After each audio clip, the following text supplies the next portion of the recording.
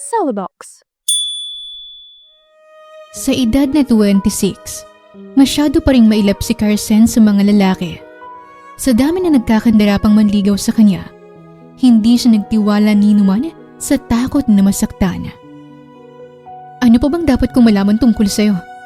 Pumunta lang naman ang asawa mo rito kanina at sinabi niya sa akin ang lahat. Pare-pareho lang talaga kayong mga lalaki. Puro kayo manloloko.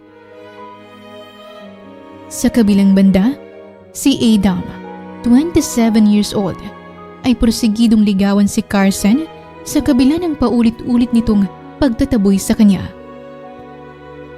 I'll wait for you every single time. Just like the lighthouse keeper, I will keep the light on for you. So no matter how lost you get in this life, you will always find your way back to me. I love you so much, baby. You will always be the one whom I've ever known. Isang babaeng nalimutan ng nakaraan at isang lalaking handang maghintay kahit walang kasiguraduhan. Sa muling pagtatagpo ng kanilang mga landas, mabubuo kaya muli ang pusong minsang nadurog ng mga alaala? Ating tunghayan ang isa na namang kwento ng pag-ibig na inihahandog sa inyo ng Tales of Siren.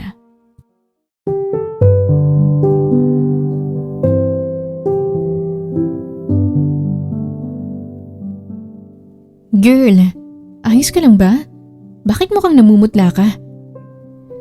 Nag-aalala ang tanong ni Rika na saglit na tumigil sa pagbibilang ng pera sa kaha para titigan ng kanyang kaibigan. Medyo sumasakit lang ang ulo ko, Rika. Dala na rin siguro ng init dito sa palengke. Nahihilong sagot naman ni Carson at saglit na umupo para paypayan ang kanyang sarili. Ikaw naman kasi girl, masyado kang bata kumayod. Daig mo pang may 10 anak sa sipag mong magtrabaho. Pero in fairness ha, kahit maputla ka't mukhang pagod na pagod, halatang may gusto pa rin sa'yo mga lalaking yun. Bentang-benta talaga ang ganda mo rito sa probinsya, girl. Natatawang dugtong pa ni Rika habang nakanguso sa grupo ng mga kalalakihang nakatitig sa pwesto nila. Labis na inis naman ang naramdaman ni Carson, kaya't mabilis niyang dinampot ang gulok sa tabi niya. Akmang susuguri na sana niyang mga lalaking itinuro ng kanyang kaibigan kung hindi lang siya pinigilan ito. Wait girl, pwedeng kumalma ka muna, okay? Bakit ba galit na galit ka sa mga lalaking may gusto sa'yo? Hindi ba dapat natutuwa ka kasing haba na ng traffic sa EDSA ang hair lalo mo? Ilang beses ko nang nasabi sa kanila na hindi ko kailangan ng maniligaw. Hindi rin ako komportable na sumusulyap sila sa akin. Kung kinakailangang dukutin kong 2 mata nila para tigilan nila ako, pues gagawin ko. Para sabihin ko sa'yo, hindi lahat ng lalaki katulad ng manloloko mong tatay, okay? Paano ka madidiligan yan kung panaytaboy ka sa mga hot na papa balls? Hindi habang buhay magtitinda lang tayo ng isda rito sa palengke, no? Wala akong oras para sa mga lalaki, Rika. Ang mabuti pa, uuwi na lang ako ngayon. Magluluto pa ako ng hapunan para kay mama. Seryosong sambit pa ni Carson bago muling sinamaan ang tingin ng mga lalaking nakatitig pa rin ngayon sa kanya. Okay girl, basta ang puso mo ikalma mo ha. Huwag laging nakakunot ang noo para hindi tumandang dalaga. Dugtong pa ni Rika habang natatawa na siyang binaliwala na lang ni Carson. Matapos makapagligpit ng gamit, agad na rin siyang pumunta ng kanto para mag-abang ng sasakyan pa uwi. Sa kamalas-malasan, umulan pa ng malakas. Mabuti na lang at isang lumang tricycle ang bigla na lang huminto sa harapan niya. Sa kagustuhang makauwi, agad siyang sumakay doon nang wala man lang pagdadalawang isip. Sa dulong kanto lang kuya, magdadagdag na lang ako ng bayad kung sakali mang abutan tayo ng baha doon. Sambit ni Carson na siyang tinanguan na lang ng tricycle driver. Makalipas ang halos 20 minuto, nakarating na rin siya sa bahay. Mabuti na lang at nakabang ang kanyang ina, kaya agad siya nitong sinundo ng payong. Subalit hindi niya inaasahang ganun din ang gagawin nito sa lalaking driver na naghatid sa kanya. Pinasilong siya nito at pinaupo pa mismo sa kanilang sala. Bakit niyo naman po siya pinapasok ng basta-basta lang, Mama? Bulong ni Carson sa kanyang ina. Masyadong malakas ang ulan at siguradong mas mataas na rin ang baha, anak. Kawawa naman kung hindi muna natin siya patutuloyin dito. Sagot naman ni Kara at pagkatapos ay kumuha ng isang basong tubig. Kayo talaga, Mama. Masyado kayo nagtitiwala sa kung sino-sino lang. Kaya po mabilis na nabilog ni Tatay ang ulo niyo noon eh. Umiiling na sambit ni Carson. Hindi niya naman lubos sa kalain, natatawanan niyo ng kanyang ina. Mahigit isang dekada na tayong walang balita sa tatay mo. Kaya pwede ba, anak? Pahupain mo na ang galit mo. Hindi ko na pala dapat kunento pa sa'yo ang bagay na yun. Masyado ka tuloy galit sa mga lalaki at pati mga manliligaw mo'y sinusungitan mo. Mas mabuti na rin sungitan ko sila kaysa naman umasa pa sila na may chance sila sa akin. Kontento na ako na tayong dalawa lang ang magkasama sa buhay, Mama. Hindi natin kailangan ng lalaki sa buhay na to. Wala namang masama kung susubukan mo, anak. Tingnan mo itong makisig na binatang naghatid sa'yo. Kanina ko pa napapansin na nakatitig siya sa picture frame mo. Siguradong isa rin yan sa mga manliligaw mo. Kinikilig at nanunuksong sambit ni Kara sa kanyang anak. Saglit na napatitig naman si Carson sa binata. Lihim din siyang napalunok dahil napagtanto niyang totoo ang sinabi ng kanyang ina. Makisig ang binatang nakaupo sa sala nila ngayon. Moreno ito, matangkad at malaki ang katawan, tulad lang ng mga lalaking napapanood niya sa telenovela. Kayo talaga, Mama. Daig niyo pang bagets kung kiligin. Magpapalit na po muna ako ng damit sa kwarto. Umiiling na umalis si Carson sa tabi ng kanyang ina. Matapos niyang makapagayos ng sarili, agad na rin siyang pumunta sa kung saan nasa harap niya ngayon ng tricycle driver na naghatid sa kanya kanina. Ngayong natitigan niya ito ng malapitan, kakaibang kabog sa dibdib ang naramdaman niya na hindi niya magawang maipaliwanag. You should drink your meds after eating, Carson. Mabilis ka pa namang dapuan ng ubo at sipon sa tuwing nababasa ng ulan. Mahinahong payo ni Adam na siyang mabilis na nakapagpakunot ng noo ng dalaga. Excuse me? Stalker ka ba? Paano mo naman nalaman ng bagay na yun? Sinabi lang yun sa akin ng mama mo bago siya pumunta ng banyo. Medyo sumasakit daw kasi ang tiyan niya eh. Masyado kang maraming dahilan. Ang sabihin mo, may gusto ka rin sa akin at may bala ka pang manligaw. Pero itong tatandaan mo, galit ako sa mga lalaki, okay? Hindi uubra yung pagpapakit mo at pag-i-English sa harapan ko. Wala akong pakialam kung mukha kang foreigner dahil hindi ka talaga tatago sa akin. Pambabara ni Carson sabay inom ng tubig. Hindi niya naman lubos sa kalain na dahil sa sinabi niya, mapapatawa niya ang binata.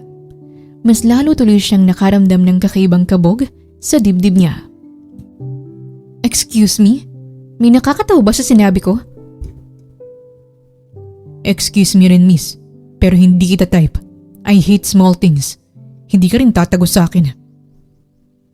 Pagbibiro ni Adam na siyang dahilan kung bakit mabilis na uminit ang ulo ng dalaga. Huli na nang mapagtanto ni Carson kung anong maliit ba ang tinutukoy ng binata. Nang makita niyang sumulyap ito sa dibdib niya, hindi na siya nagdalawang isip na kumuha ng tinidor. Teka lang, Carson. Nagbibiro lang naman ako eh. Masyado ka namang high blood. Masyado kang bastos. Alam mo bang yun ang pinakaayoko sa mga lalaki? Ang kapal nga rin talaga ng mukha mong sumulyap sa dibdib ko at sabihing mali ito. Ganyan ka na ba talaga kawalang modo? I was talking about your height. Wala ka pa kasi sa balikat ko sa sobrang liit mo. Masyado kang praning at nag-iisip ng kung ano-ano, Carson. Praning pala ha? Mabilis na tumayo si Carson mula sa pagkakaupo upang hilahin ang binata. Nang madala niya ito sa labas ng pintuan, ngumisi siya rito. Umuwi ka na bago patuloy yung maubos ang pasensya ko sa'yo. Sa susunod na makita kita, hindi lang yan ang aabutin mo sa akin. Galit na pagbabanta ni Carson. Sa halip na magalit din ang binata, nagulat na lang siya nang makita niyang mas lalong lumawak ang pagngisi nito. I miss this kind of moment, Carson. I really miss how we started. Nang dahil sa mga salitang yon, labis na napaisip ang dalaga. Ilang gabi tuloy siyang hindi makatulog dahil hindi mawala sa isipan niya ang lahat ng sinabi ng weirdong binata. Sa kalagitnaan tuloy ng pagpapakain niya ng mga kambing, hindi niya inaasahan na mapupuna ni Mang Lucio ang pagkatulala niya. Ayos ka lang ba, Carson? Bakit mukhang hindi maganda ang gising mo? Nag-aalalang tanong ng matanda. Ayos lang po ako, Mang Lucio. Namiss ko lang po talaga itong si Kami. Sagot naman ni Carson at bahagyang bumaba para haplusin nang marahan ang ulo ng alaga niyang kambing. Mabuti naman kung ganun, Carson. At oo nga pala, ipapakilala ko sa iyong pamangkin ko mamaya. Makakatulong natin yun sa pag-aalaga at pagpapakain ng mga hayop. Makakasama ko rin yun sa palengke. Kaya kung kailangan mo ng tulong, magsabi ka lang sa kanya. Maaasahan mo ang binatang yun. Buong pusong pagmamalaki ni Mang Lucio. Kaya ko naman po ang sarili ko, Mang Lucio. Nandyan din naman po si Rica kung sakaling kailangan ko ng tulong. At oo nga po pala, hindi niyo nabanggit sa akin na may pamilya kayo. Buong akala ko kasi mag-isa na lang kayo sa buhay. Naikwento ko na siya sa iyo noon, Carson. Sadyang mainit lang ang ulo mo sa mga lalaki, kaya hindi mo pinapansin ang lahat ng sinasabi ko tungkol sa kanya. Desidido ka na ba talagang hindi magka-boyfriend, Iha? Pati ba naman kayo masyado na ring invested sa love life ko, Mang Lucio? Parang ganun na nga, Iha. Oh, andyan na palang apo ko, ay pamangkin ko. Adam, halika rito! Sigaw ng matanda dahilan para mapatingin si Carson sa direksyong tinuturo nito. Otomatikong namilog ang mga mata niya dahil hindi niya lubos sa kalain na ang apong tinutukoy pala nito ay walang iba kung hindi ang binatang labis na nagpainit ng ulo niya nung isang araw. Carson, ito nga pala si Adam, ang napakagwapo kong pamangkin. Manang-mana sa akin, hindi ba? Natatawang sambit ng matanda. Isang pilit na ngiti ang pinakawala ni Carson. Kahit na ang totoo, gustong-gusto na niyang kalbuhin ang binatang nasa harapan niya ngayon. O siya, maiwan ko na muna kayo rito ha. May kailangan lang akong bilhin sa palengke. Sige po, Mang Lucio, mag-ingat po kayo. Matapos na sabihin niyo ng dalaga, muli niyang tinuon ang buong atensyon sa pagpapakain ng mga alaga niyang kambing. Subalit hindi niya naman lubos na inaasahan na muling magpapapansin sa kanya si Adam sa kabila ng pagbabantang ginawa niya nung nakarang araw. Araw-araw ka bang may dalaw kaya ganyan ka kasungit sa akin, Carson? Oo, araw-araw. Kaya kung ayaw mong ipakain ko sa itong hawak kong damo, manahimik ka na lang. Lagi ka nalang galit. Hindi ko tuloy in-expect na mahilig ka palang mag-alaga ng hayop. Parehong-pareho tayo. Mahilig din ako sa mga kambing. Lalo na kung lutong kaldereta. Natatawang sambit ni Adam. Naningkit ang mga mata ni Carson sa salitang narinig niya kung kaya't nakapamewang niyang hinarap ang binata. Hoy, Mr. Adam's apple. Mas mahal pa ang buhay ni Kami kaysa sa'yo, okay? Sa susunod na pag-interesan mo ang kambing ko, ikaw ang ipapalit ko rito at lalagyan ko ng tali. Walang nakakatawa sa joke mo. Kaya pwede ba? Tigil-tigilan mo ang pagtawa sa harapan ko. I was just kidding, Carson. Mas lalo ka kasing gumaganda sa paningin ko. So tuwing nagsasalubong ang kilay mo, I wish you could see yourself in the mirror the way I do. Seryosong sambit ni Adam. Lihim na napalunok naman si Carson nang marinig niya ang lahat ng yun. Lahat kasi ng binatang bumabanat ng ganito sa kanya, kay Adam lang siya apektado sa hindi malamang dahilan. Ang corny-corny mo? Bahala ka nga dyan. Naiinis na sambit ng dalaga at pagkatapos ay umalis na. Sa sumunod na araw, hindi na lubos makapaniwala si Carson na masyadong malit ang mundo nila ni Adam. Habang abala kasi siya sa pagtitinda ng isda sa palengke, bigla na lang siyang tinusok sa tagiliran ng kaibigan niyang si Rica. May nginunguso rin ito kahit sinundan niya yun ng tingin. Nakikita mo ba kung anong nakikita ko, Carson? Alam ko na kung anong iniisip mo, Rika. Ngayon pa lang, huwag mo nang balaking tuksohin ako dyan kay Adam kung ayaw mong pati ikaw sungitan ko. Teka, magkakilala na kayong dalawa? Ikaw ha? Ang bilis din naman talaga ng mga mata mo pagdating sa mga pogi. So ano, Carson? Paano kayo nagkakilala? Kumusta ang abs niya?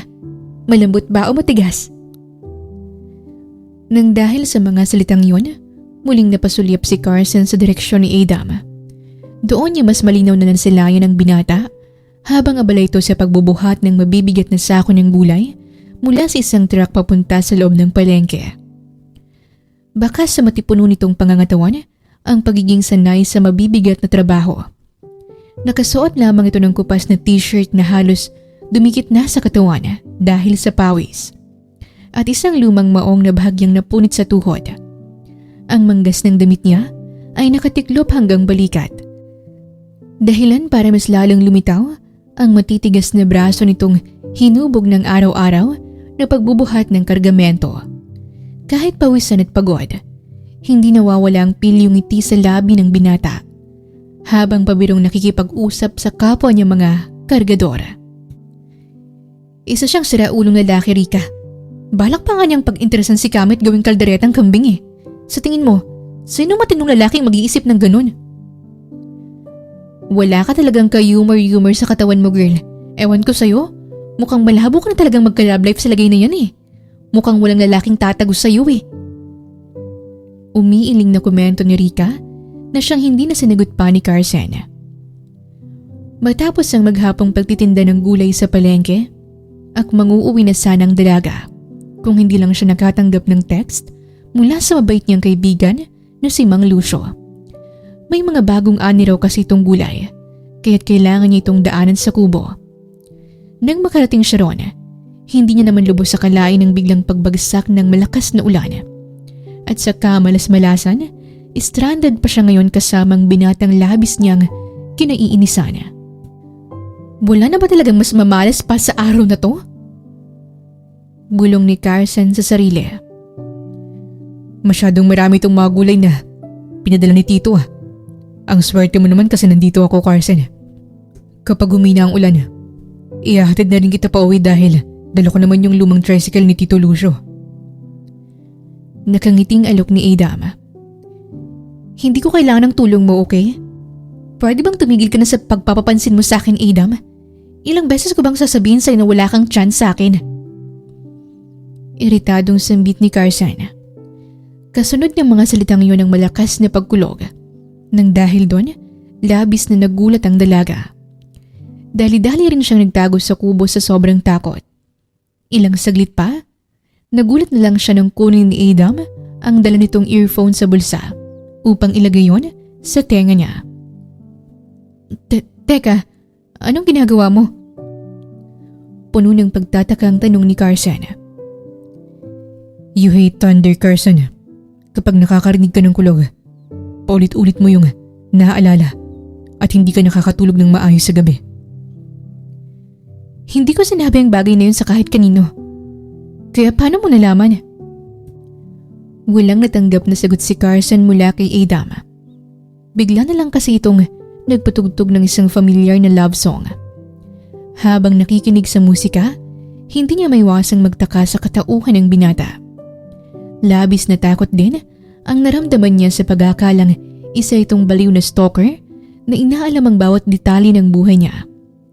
Subalit nang dumating ang sunod na linggo, kung saan maliligo sana sila ni Rika sa Tejero Falls, doon niya ito mas lalong nakilala. Wait girl! Nakalimutan ko pala yung towel ko. Pwede bang mauna ka nang bumaba? Sige, ako na magdadala ng mga gamit natin. Basta bilisan mo ha. Baka mabuti na naman ang dalawang mata ko sa kakahintay sa'yo. Mabilis lang ako, Carson. Medyo natatain na rin kasi ako eh. Nakakahiya naman kung dito pa ako aabutin. Hindi mapakaling sagot ni Rika at pagkatapos ay kumaripas na ng takbo. Napadaing na lang tuloy si Carson dahil masyadong mabigat ang mga dala niyang gamit ngayon.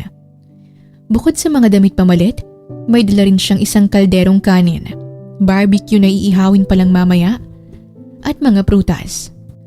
Nakagawian na nilang gawin ito ni Rika isang beses sa isang buwan para naman kahit papano ay makapagpahinga sa trabaho. Buong akala niya, isang magandang pahingang naghihintay sa kanya subalit naudlot yon ang matanaw niyang isang tubad na lalaking naliligo.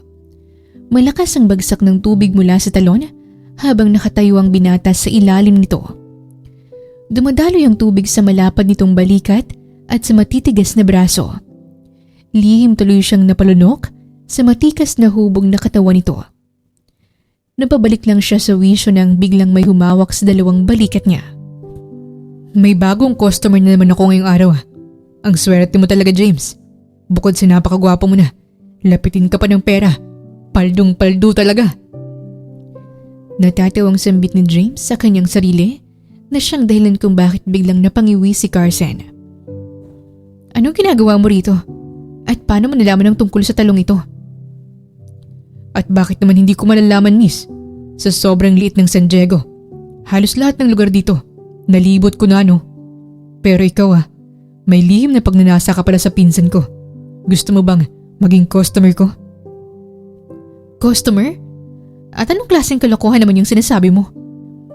Bibigyan kita ng 1-month subscription. Nagbebenta kasi ako ng mga gwapong pictures ni Adam. Ang dami nang nakasubscribe sa akin eh. Anong klaseng picture bang gusto mo? Gusto mo ba yung baby pictures niya na pwede mong itabi sa pagtulog? Halos malaglag ang panga ni Carson dahil sa kahibangan ng binatang nasa harapan niya. Tatalikuran na sana niya ito kung hindi lang ito muling nagsalita. Don't worry. Affordable lang naman tong offer ko eh. Pwede mo ring hulug-hulugan ng walang interes. May mga freebies pa. Nakangiti at nagmamalaking paliwanag pa ni James. Nakadrugs ka ba? O sadyang mahina lang yung utak mo kaya puro lang kwentang bagay lumalabas dyan sa marumi mong bibig? Iritadong sambit ni Carson bago tinalikuran ang binata upang ilagay ang mga gamit niya sa isang kahoy na mesa. Ilang saglit pa, nagulat na lang siya sa biglang pag-ahon ni Adam at paglapit nito sa direksyon niya. What are you doing here, James? Akala ko ba may mahalagang lakad ka pang kailangang puntahan? Kunot noong tanong ni Adam habang pinapatuyo ng tuwalya ang kanyang buhok. I canceled it last minute. Kaya naisipan kong bisitahin ka rito sa San Diego. Tamang-tama kasi may babae akong nahuling mukhang fan na fan mo. Kanina pa nga siya nakatitig.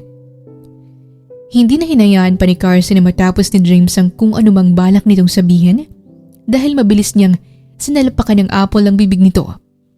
At dahil puno ang bibig, hindi na ito nakapagsalita pa. You're alone here, Carson.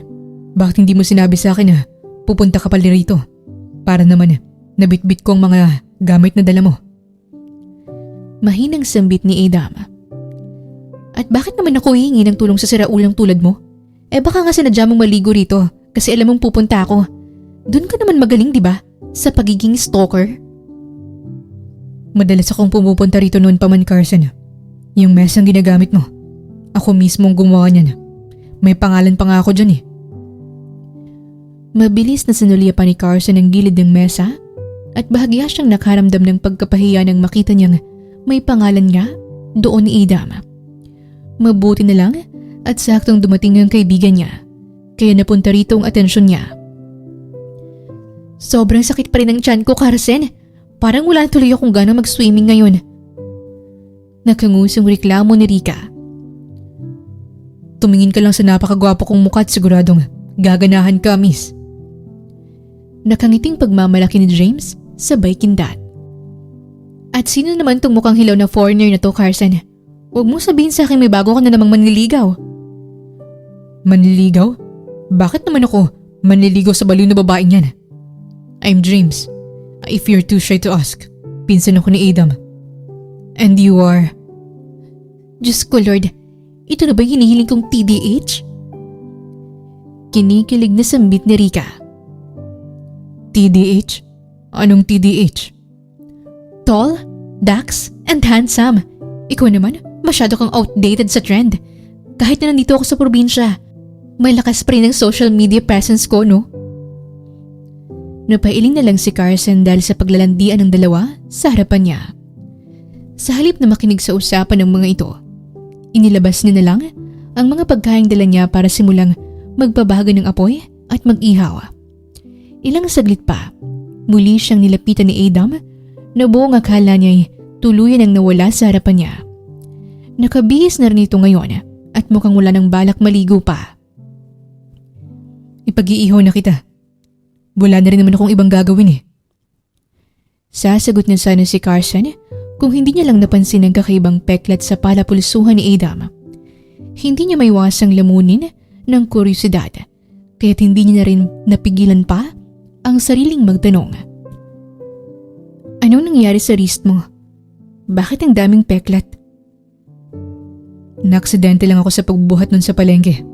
Bakit mo naman? Natanong Carson. Concern ka na ba sa akin? Natatawa at nanunuksong sambit ni Adam. May ganyang peklat din si Mama, kaya mabilis kong napansin. Bakit ba lahat ng bagay nahaluan mo ng kalandian, Adam? Ganyan na ba talaga ang nature niyong mga lalaki? I was just kidding, okay? Sabi ko naman sa'yo mas maganda ka sa paningin ko sa tuwing nakasimangot ka. So inawin mo na nga rin ang totoo, napapansin ka talaga sa akin. Paano kung sabihin ko sa'yong oo? Mas itataboy mo ba ako palayo? Nakikita mo ba itong mahaba kong buhok, Adam? Kung papatol man ako sa'yo, ipapagupit ko to o ipapakalbo, okay? Masyadong imposible ang pantasya mo. Libre na nga lang mangarap, yung imposible pa talaga ang gusto mo. Pagsusungit ni Carson na siyang dahilan kung bakit mahinang natawa ang binata. Alright, you won. Hindi na ako makikipagtalo pa. Just let me cook for you, okay? Don't worry. Alam ko naman kung anong luto ang gusto mo sa barbecue. Gusto mo yung tostado at malapit ng masunog. Muling nagtaka si Carson sa kakaibang kinikilos ng binata. Bago pa man siya muling makapagsalita, mabilis siyang napahawak sa ulo niya dahil sumasakit na naman yun. Dali-dali tuloy siyang naghubad ng t-shirt at mabilis na lumublob sa tubig. Mabuti na lang at makalipas ang ilang minuto, humupa na rin ang nararamdaman niya. Sakto namang nilapitan naman siya ni Rika na simpulanan ng kamatis ang buong mukha ngayon. Sorry kung iniwan kita kanina, girl. Ito naman kasing si James masyado kong nilandi. Hindi natuloy kita natulungan sa pag-iihaw. Okay lang, Rika. Nandun naman si Adam para ipaghanda tayo ng pagkain. Si Adam? Wow! Himala ah! First time mo yatang tumanggap ng tulong sa kanya. Pero bakit mukhang hindi ka masaya? May problema ba? Medyo sumasakit lang ang ulo ko kanina habang mag-uusap kaming dalawa ni Adam. May bigla rin akong naalala pero hindi naman yun masyadong malinaw sa akin. Buong akala ko pa naman, tuluyan na akong gumagaling. Bakit ba kasing tigas ng ulo mo, girl? Last week sumakit din yung ulo mo pero ayaw mo namang magpa-check up. What if lumala pa yan? Mas mabuti na rin yung ligtas at sigurado, no? Naghahalalang sambit naman ni Rika. Kaya ko pa naman ang sarili ko. Ang mabuti pa, balikan mo na lang ulit si James. Gusto ko mapag-isa ngayon para naman makapag-isip-isip din ako. Okay girl, basta kung kailangan mo ng tulong, magsabi ka lang sa akin ha. Tipid na tumango si Carson bago muling napahawak sa kanyang sentido na nagsisimula na namang kumirot. Bago pa man siya tuluyang mahilo, saglit siyang umahon at umupo sa isang bato para magpalipas ng oras. Samantala, makalipas ang halos 2 oras, labis na pag-aalala ang naramdaman ni Adam dahil hanggang ngayon, hindi pa rin bumabalik si Carson. Nawala na rin ito sa dati nitong pwesto kung saan ito naliligo kanina. Nang dahil sa reaksyon niya, bigla na lang siyang tinawanan ng pinsan niya habang kumakain ng barbecue. Just give her time, bro. Sigurado naman akong bibigay ulit siya sa'yo. Sambit ni James habang marahang tinatapik ang balikat ni Adam. I don't mind waiting, James. Kahit ilang taon pa yan. Ayos lang sa akin. I'm just worried right now. Kanina pa kasi siya hindi bumabalik. Magkasama ba sila ni Rika? No, Rika went to the comfort room. Sumasakit daw kasi ulit ang tiyan niya. Baka naman umuwi na si Carson. Alam mo naman ang babaeng yun. Inborn na talagang pagiging masungit at Amazona. Umiiling na dugtong pa ni James habang natatawa. Ikaw na munang bahala rito at susundan ko lang si Carson. Bilisan mo at bumalik ka kagad dahil kung hindi, wala ka nang aabutang pagkain dito bro. Natatawang dugtong pa ni James na siyang hindi na sinagot pa ni Adam. Nilibot niya ang buong Tejero Falls ngunit ni anino ni Carson ay hindi niya makita. Sa paghahanap niya, nakita niyang nalaglag nitong cellphone.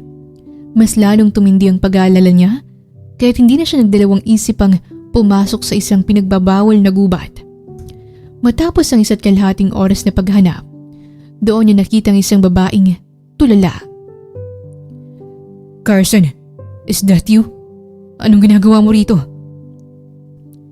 Nang dahil sa sobrang pag-alala, hindi na napigilan pa ni Adam ang sarili na yakapin ang dalaga.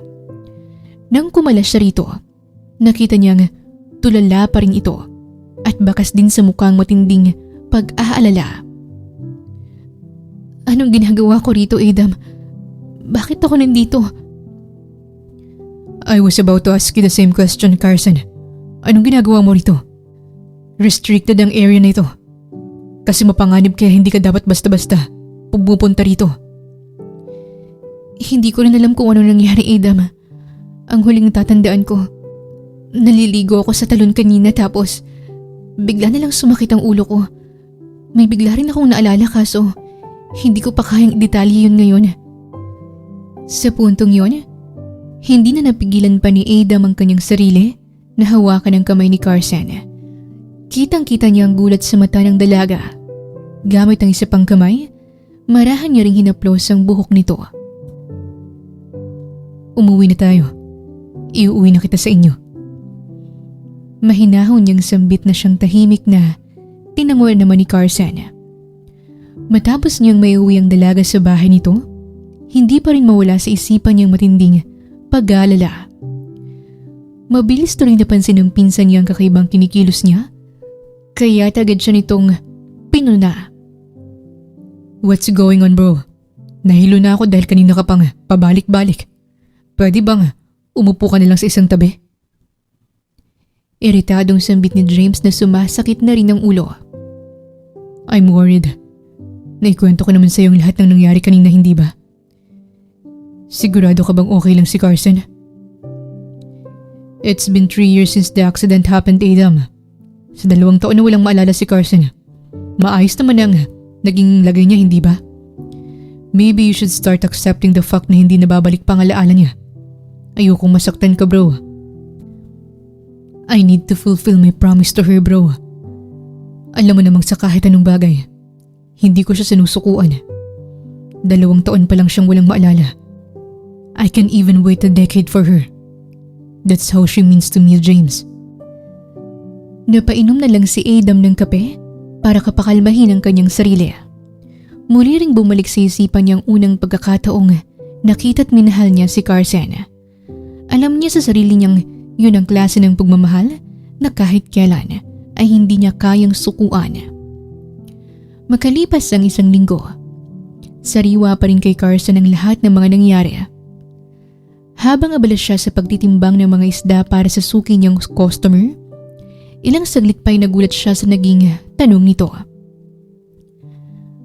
Ayos ka lang ba, Carson?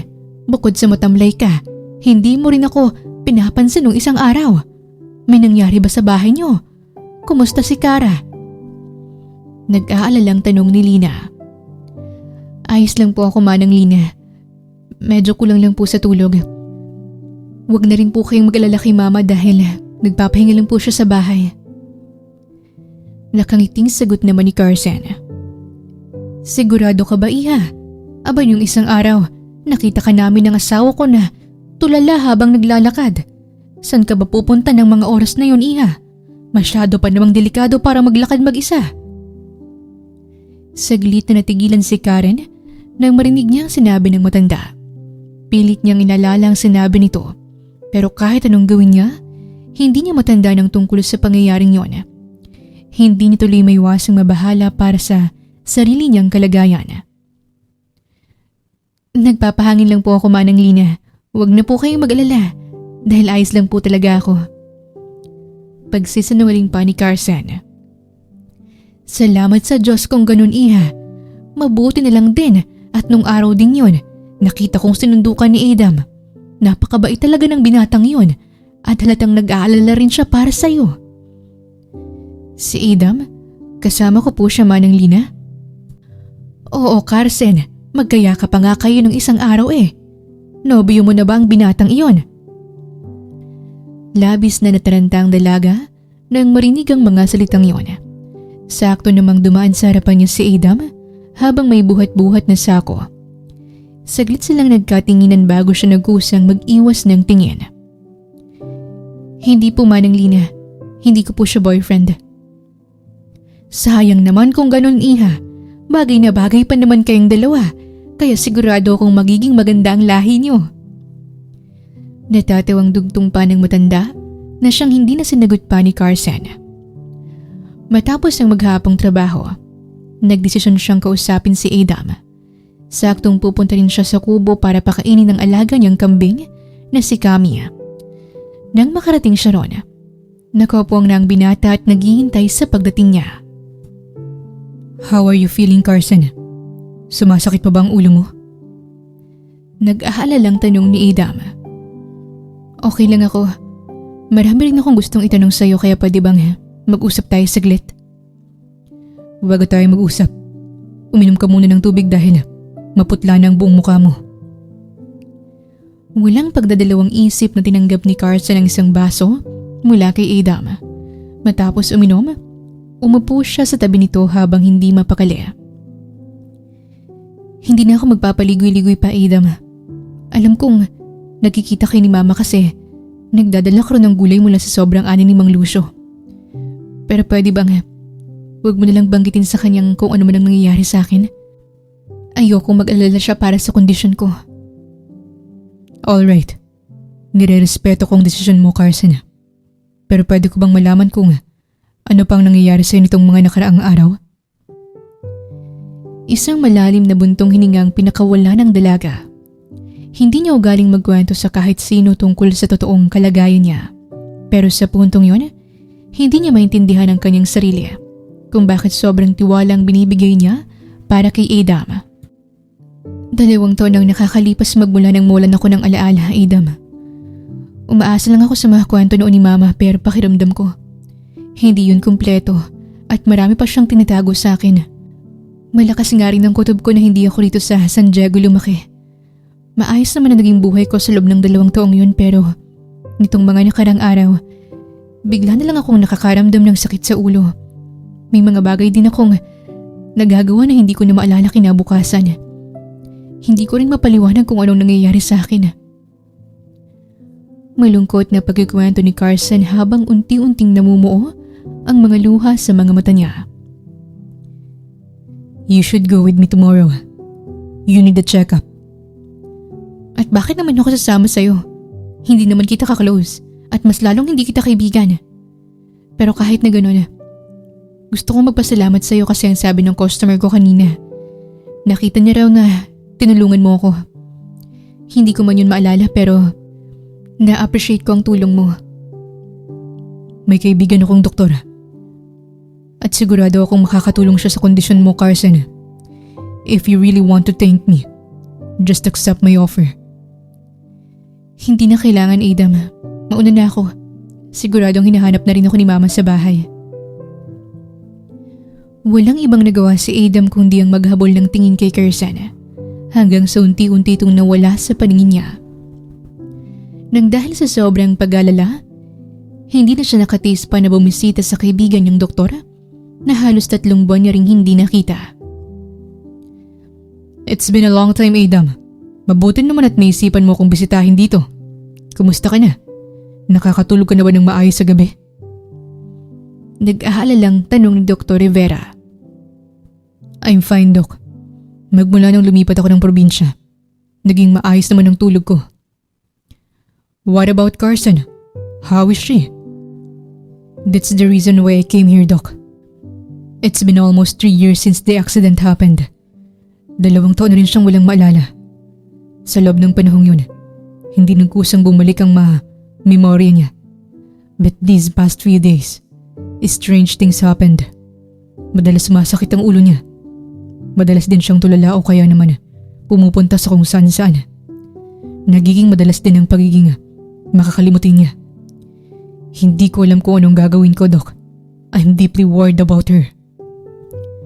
Pag-amin ni Adam, habang bumabalik sa isipan niyang malungkot na ekspresyon ng kanyang asawa. Sandaling natahimik si Dr. Rivera matapos marinig ang buong paliwanag ni Adam. Ipinatong niyang mga kamay sa mesa habang seryosong nakatingin sa kaibigan. Based on what you're telling me, the symptoms you describe are actually consistent with what we call trauma-related amnesia, or more specifically, retrograde amnesia. In simple terms, this happens when a person loses memories that were formed before a traumatic event, usually a serious accident or a psychological shock. Retrograde amnesia? What do you mean, Doc? Yes, ibig sabihin nito, nawawala o hindi ma-access ng isang tao ang memories niya bago mangyari ang isang traumatic event. Katulad ng aksidente na nangyari kay Carson 3 years ago. Hindi naman ibig sabihin na completely erased na ang memories niya. Sometimes the brain does that after experiencing severe trauma. Almost like it's trying to shield a person from emotional pain. Ang ibig sabihin, Doc, posible pa rin bumalik ang lahat ng alaala ni Carson? Yes, very possible. At base sa mga kinukwento mo, there's a chance na nagsisimula ng mag-react ulit ang brain niya sa mga bagay na connected sa past niya. Especially kapag may mga taong biglang lumitaw na sobrang malaking bahagi ng buhay niya noon. You were a very significant part of her life before the accident, Adam. And that's the reason why she's having headaches, Doc. Yes, that kind of internal confusion can cause symptoms like headaches, disorientation, blank stares, or even moments where she unconsciously goes somewhere without realizing it. Parang may hinahanap ang isip niya, pero hindi niya alam kung ano. And Adam, if your presence is triggering those responses, kailangan mong maging maingat. Don't force her to remember. Huwag mo siyang pilitin na alalahanin ang lahat ng bagay tungkol sa nakaraan niya. I was not forcing her, Doc. I was just fulfilling my promise to her. Handa naman akong maghintay ng kahit ilang taon pa, hanggang sa tuloy niya ako maalala. I know, Adam. I believe you. And honestly, that's the best thing you can do for her right now. For now, just continue what you're doing. Stay close to her, but don't pressure her. Let her brain process things naturally. And if possible, bring her here for a proper evaluation. We need to check if there's still neurological effects from the accident. Napatango na lamang si Adam nang marinig niya ang mga salitang yon. Thank you, Doc. Bago tumayo para umalis, muling napatingin si Adam sa suot niyang singsing. Sa tuwing nakikita niya ito, nagkakaroon siya ng buhay na pag-asa na balang araw, muli niyang makakasama at makakapiling ang pinakamamahal niyang asawa. Sa sumunod na araw, sinubukang iwasan ni Adam si Carson. Subalit hindi niya lubos na makapaniwalang ito na mismo ang kusang lalapit sa kanya. Habang abala kasi siya sa pagkakarga ng mga sako ng gulay sa palengke, bigla na lang siya nitong nilapitan. Pinapapunta ka ni Mama sa bahay, Adam. Nagluto raw siya ng pagkain. Nakangiting alok ni Carson. Why should I come? Hindi ba't naiinis ka sa tuwing pumupunta ako sa inyo? Bakit ba ang dami mong tanong? Pumunta ka na lang, okay? Minsan lang ako mag-imbita ng ganito, kaya hindi mo dapat sinasayang. Alright, sabay na tayong umuwi mamaya. Dala ko ang tricycle ni Tito Lucio. Tanging tango lang ang sinagot sa kanya ni Carson.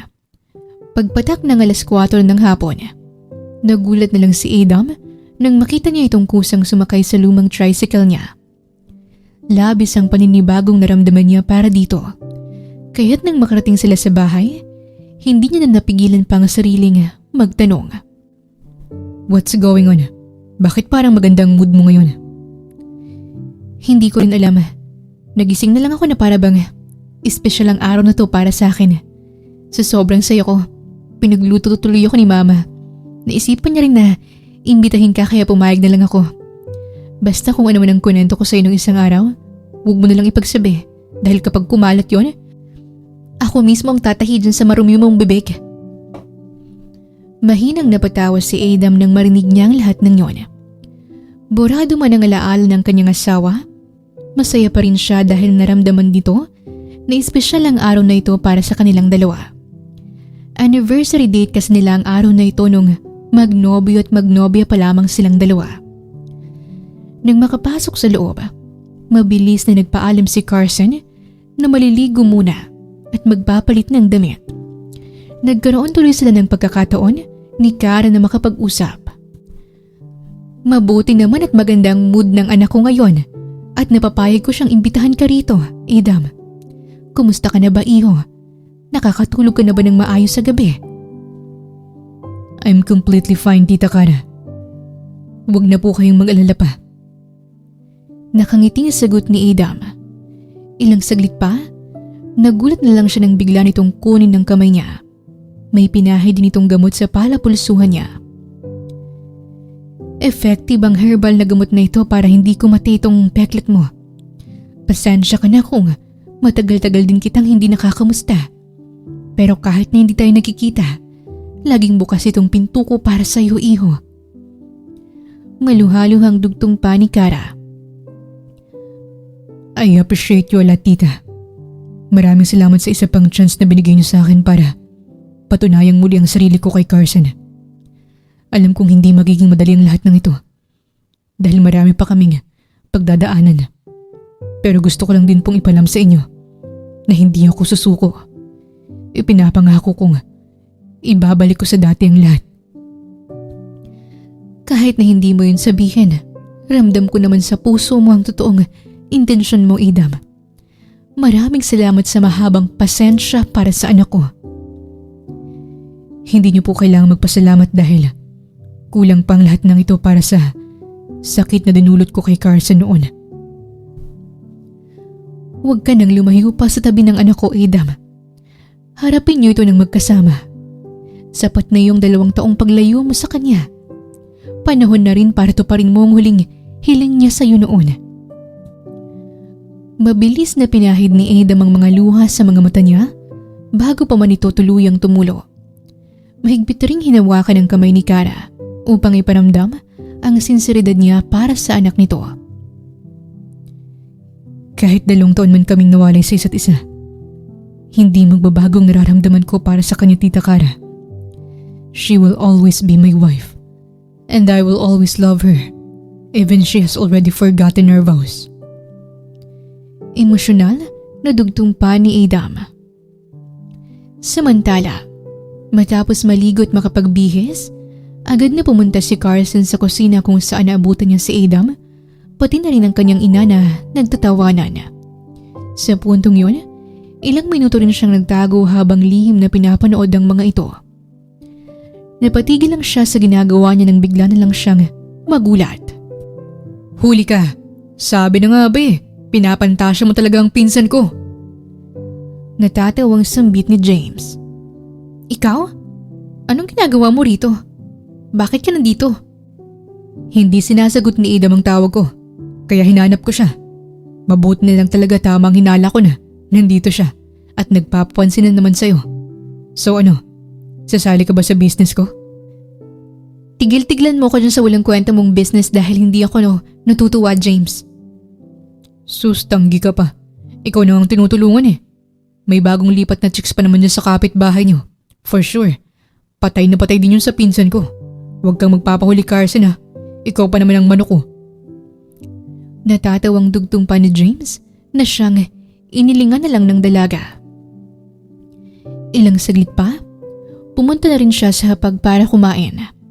Sa halip na makasubo ng maayos, hindi niya na mabilang pa sa daliri kung ilang beses umikot ang mga mata niya dahil sa sobrang inis kay James.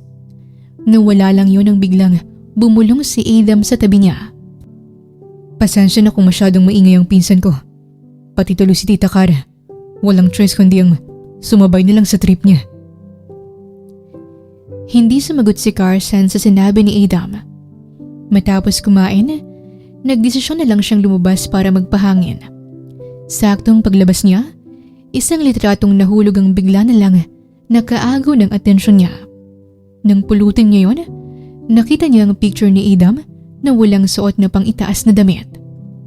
Saglit na napatitig siya sa litratong yon hanggang sa biglang sumulpot ang binata sa likuran niya. I never thought that you're really fantasizing about me, Carson. Tama pala ang pinsan kong si James. Nanunugsong sambit ni Adam na siyang dahilan kung bakit mabilis na namula ang buong mukha ni Carson. Tigilan mo ako dyan sa panunukso mo, Adam. Napulot ko lang naman tong picture mo kasi pakalat-kalat. Hindi ko naman alam na seryoso pala si James sa ginagawa niyang negosyong mukha mo. Alright, hindi na kita tutuksoin. Why don't we go out for a walk? Maganda pa naman ang panahon ngayon. You like stargazing, right? Masyado ka nang maraming alam tungkol sa akin, Adam. Sinabi ko ba yan sa'yo nung nakarang araw at nakalimutan ko lang? Yeah, you used to tell me a lot of things. I'm happy about it, Carson. Pakiramdam ko tuloy. Kaibigan na talagang turing mo sa akin. Ikaw pa lang ang nakakalam ng tungkol sa kondisyon ko. Kaya wag na wag mo talagang ipagkakalat lalong-lalong dyan sa madaldal mong pinsan. I won't. Just trust me, okay? Sa puntong yon, hindi lubos maintindihan ni Carson ang kanyang sarili kung bakit parang bata siyang basta nilang tumango. Sumunod din siya kay Adam hanggang sa makarating sila malapit sa kubo ni Manong Lucio. Katabi ng kubong yon ang isang malawak na katre kung saan pareho silang humiga. Wanna hear a story? Seryosong tanong ni Adam. Story? Anong klaseng story naman, Adam? Hindi na ako bata para makarinig pa ng kwento. Kung chismis siguro yan baka game pa ako. Kunot noong sagot naman ni Carson. It's about the lighthouse keeper, Carson. Interesting naman ang story, so sigurado ka bang hindi mo gustong marinig? Lighthouse keeper? Tungkol ba sa ng kwentong yan? Yes. May isang lumang parola raw sa tabing dagat kung saan nakatira ang isang lalaking tagabantay. Araw-araw trabaho niyang sindihan ng ilaw sa tuktok ng parola para gabayan ang mga barkong naliligaw sa dagat. Pero ang hindi alam ng karamihan, may dahilan kung bakit hindi siya umaalis doon kahit ilang taon na siyang mag-isa. At anong dahilan naman? Sabi sa kwento, may babaeng mahal ang lalaking yun. Isang araw, sumakay ang babae sa barko para maglakbay sa ibang lugar. Nangako raw ang babae na babalik siya balang araw. Ano naman ang nangyari sa babae? Bumalik ba siya? No. Dumaan ng maraming taon pero hindi na bumalik ang barkong sinakyan niya. Ano nangyari sa lalaki nung hindi na bumalik pa ang babae? Patuloy pa rin siya nagsisindi ng ilaw sa parola gabi-gabi. Sabi niya kasi, baka isang araw maligaw ang barkong sinasakyan ng babaeng mahal niya. At kapag nangyari yun, gusto niyang siguraduhin na may ilaw na gagabay pabalik sa kanya. Saglit na natahimik si Carson nang marinig niya ang kwentong yun. Ilang saglit pa, bigla na lang siyang natawa. What's funny? Hindi mo ba na-enjoy ang kwento ko? Paano ko mag-i-enjoy masyadong tanga yung lalaki? Halata namang hindi na babalik yung babae. Naghintay pa talaga siya ng maraming taon. Mabuti na lang talaga at wala ng ganyang klaseng lalaki sa panahon ngayon. Umiiling na sambit ni Carson. What if I told you that there's someone na kahit ilang taon man nang lumipas, hinihintay pa rin ng lalaking yun ang babaeng mahal na mahal niya? Seryosong sagot ni Adam na bahagyang tumagilid upang pagmasdan ang magiging reaksyon ni Carson. Nagpapatawa ka ba, Adam? Yung sarili ko ang tatay hindi marunong maghintay at basta lang nagpakalayo-layo kasama yung ibang babae niya. Wala nang matinong lalaki sa panahon ngayon. Kaya nga kahit masyado akong maraming manliligaw, lahat sila'y walang chance sa akin. Gasgas mang pakinggan pero hindi lahat ng lalaki katulad ng tatay mo, Carson. You just need to look out of the picture and explore. Sino ba kasing matinong lalaking magpapakatanga para sa isang babae, Adam? Iharap mo nga siya sa akin yun at kakausapin ko. You're already looking at him now, Carson. And it's not stupidity. You just love the person so much that you're willing to do everything for her. Nang dahil sa mga salitang yon, lihim na napalunok si Carson. Mabilis din siyang nag-iwas ng tingin kay Adam at nagkunwaring abala sa pagtingin sa kalangitan. Sa puntong yon, hindi niya maintindihan ang kakaibang kabog sa dibdib niya. Hindi niya na rin mapigilan pang sarili para muling magtanong. May girlfriend ka na ba, Adam? Hindi lubos sa kalay ni Carson na sa loob ng 2 minutong pananahimik, nakatulog na kagad si Adam. Napatitig lang siya sa mukha nito hanggang sa mapunta ang atensyon niya sa suot nitong singsing. Sa unang pagkakataon, doon niya lang napagtanto kung gaano ito kagwapo at kung gaano kabuti ang loob nito, hindi lang sa kanya, kung hindi pati na rin sa ibang tao. Kinabukasan, maaga pa lang ay nagkakagulo na agad sa palengke. Labis na nagtaka tuloy si Carson lalo pat hindi siya sanay sa gantong klaseng kalakas na ingay tuwing umaga. Ano bang meron? Bakit nagkakagulo? At bakit mahina ang benta natin ngayong umaga? Paano ba namang hindi hihina may itsuserang palaka na lumipat sa dulong pwesto? So sobrang papansin niya, nahakot ang lahat ng mga lalaki nating customer. Iritadong sagot ni Rika. Itsuserang palaka? Sino bang tinutukoy mo? Matapos ang tanong na yon, saktong natanaw naman ni Carson mula sa hindi kalayuan ang isang babae. Wala naman talaga siyang pakialam dito pero nang makita niyang kausap at nakikipagtawanan nito kay Adam, doon uminit ang ulo niya sa hindi malamang dahilan. Narinig tuloy niya ang pangasar ni Rika sa gilid. Sa itsura mong yan, hindi naman halatang kakalbuhin mo ng itsoserang babaeng yun, Carson, ano? Kailangan mo ba ng tulong ko? Resbakan ba natin?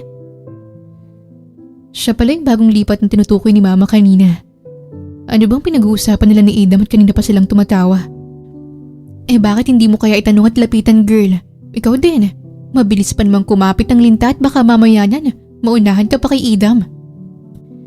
Nang dahil sa sobrang pagtitig, hindi na namalayan pa ni Carson ang biglang paglingon ni Adam sa direksyon niya. Natataranta tuloy siyang nagbugaw ng langaw sa mga paninda niya at umaktong parang walang nangyari. Subalit nang sumapit ang tanghalian, nagulat na lang siya nang abutan siya nito ng pagkain. Sabay na tayong kumain, Carson. Nagluto ko ng paborito mong gulay kanina. Malambing na tanong ni Adam.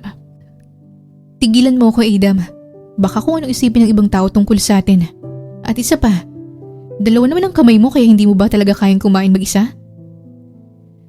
Iritadong sagot ni Carson sabay irap.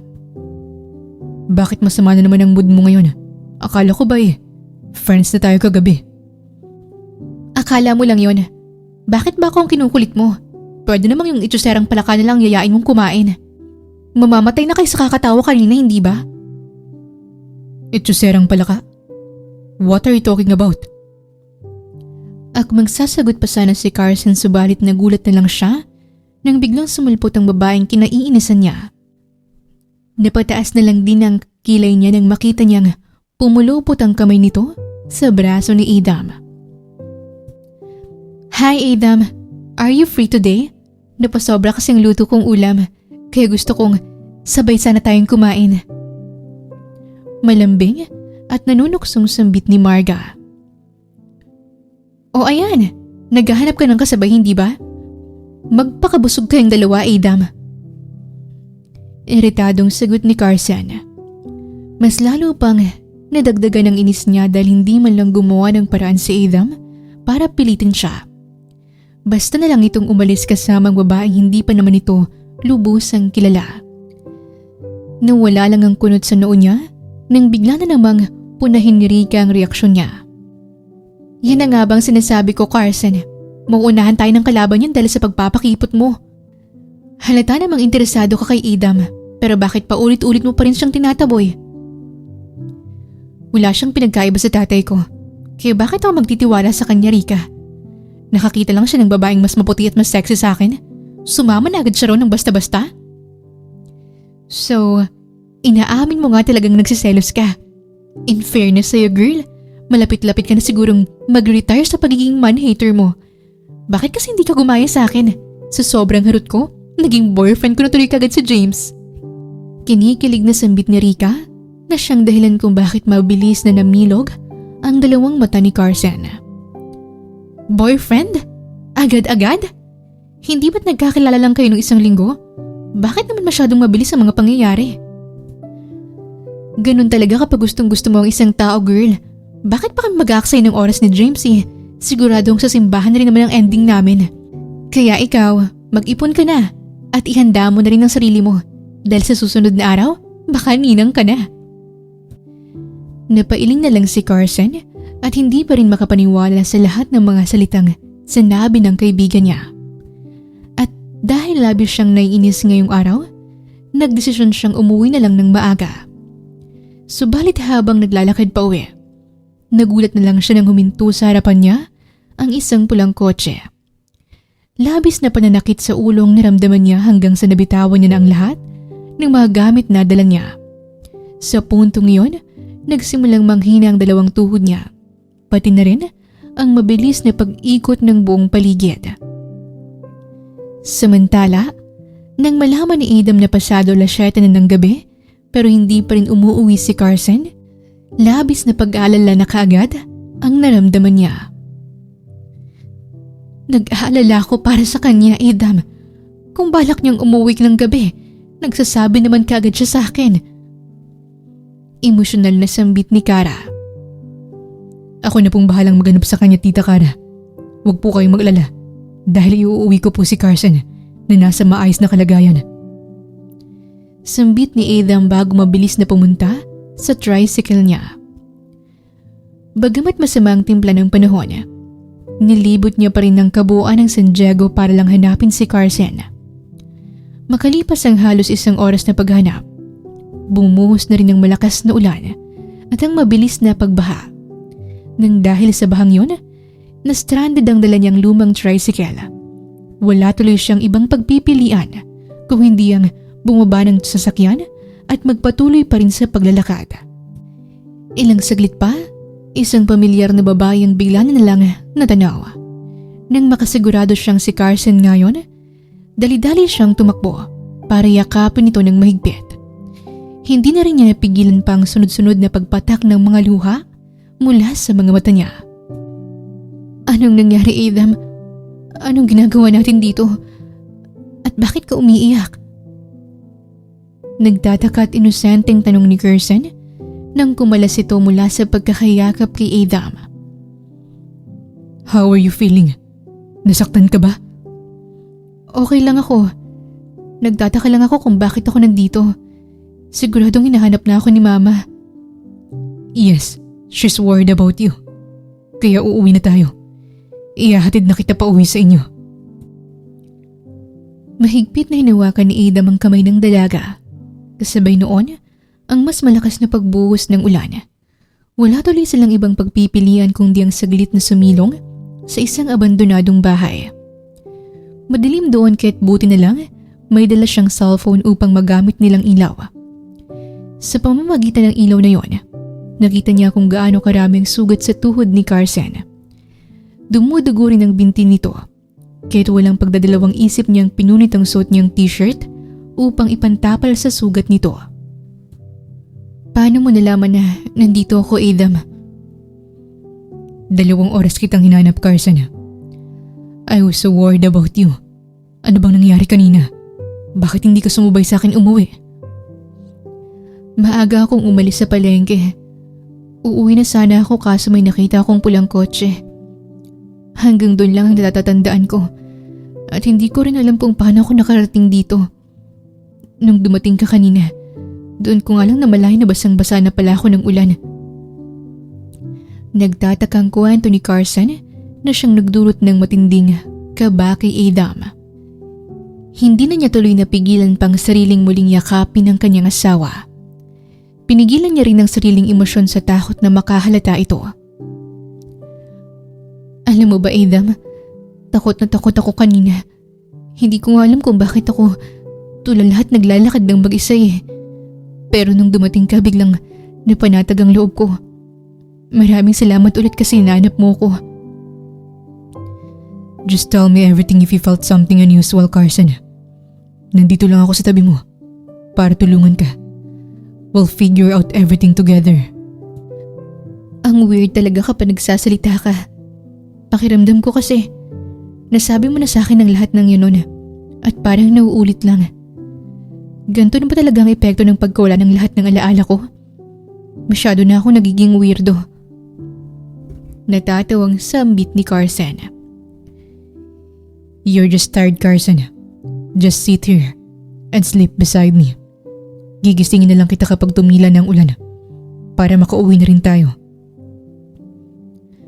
Walang pag-alinlangang tumango naman si Carson sa sinabi niya. Isinandal nito ang balikat sa ulo niya. Sa puntong yun, lihim siyang napangiti. Wala mang maalala ang kanyang asawa. Ramdam niya namang unti-unti na ring lumalambot ang puso nito para sa kanya. Makalipas ang 2 oras, tuloy na ring naalimpungatan si Carson. Nang imulat niya ang kanyang mga matay, wala siyang maaninag dahil masyadong madilim. Bahagya niyang binuksan ang bintana upang magkaroon ng konting liwanag. Doon niya nakita ang binata na mahimbing na natutulog. Nang hawakan niya ang noon nito, labis siyang nag-alala dahil inaapoy ito ng lagnat. Adam, gumising ka! Ang taas masyado ng lagnat mo! Sambit ni Carson habang marahang tinatapik ang pisngi ng binata. Subalit sa halip na gumising, nakita niya itong umiiyak at takot na takot. Hindi niya maiwasang maawa sa kalagayan nito. Mabuti na lang at ilang saglit pa, dumating si James. Lobat pa lang cellphone ng kumag kaya namatay ang tawag. Mabuti na lang at nahanap ko kayo kagad dito, Carson. Mataas ang lagnat ni Adam. Kailangan natin siyang dalhin sa ospital.